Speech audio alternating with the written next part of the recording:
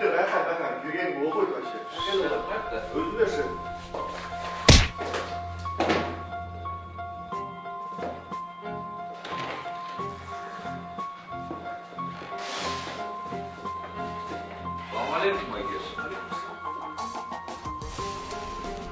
Биз тааныңар. Биз үй-бүлөлүк гиф кылалы деп атабыз.